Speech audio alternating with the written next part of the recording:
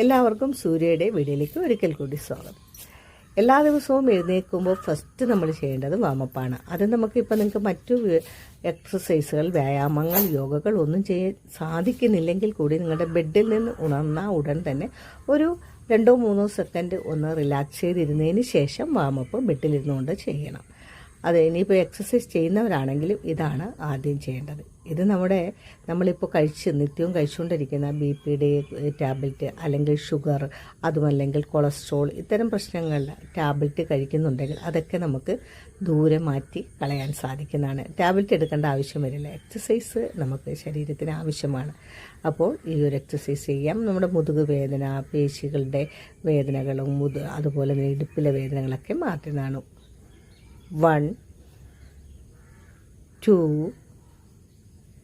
3 4 5 6 7 8 9 10 9 8.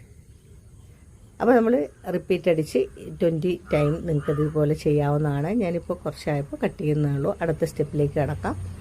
കൈ രണ്ടും തലയിലേക്ക് ഇങ്ങനെ നമുക്ക് ഒന്ന് സപ്പോർട്ട് കൊടുത്തുകൊണ്ട് തിരിഞ്ഞു മറിഞ്ഞ് ലെഫ്റ്റ് ഹാൻഡും റൈറ്റ് ഹാൻഡിലേക്കും മുട്ട് മടക്കി കൊണ്ടുവന്ന് നമ്മൾ തല കുനിച്ച് കുമ്പിടുന്നതാണ്.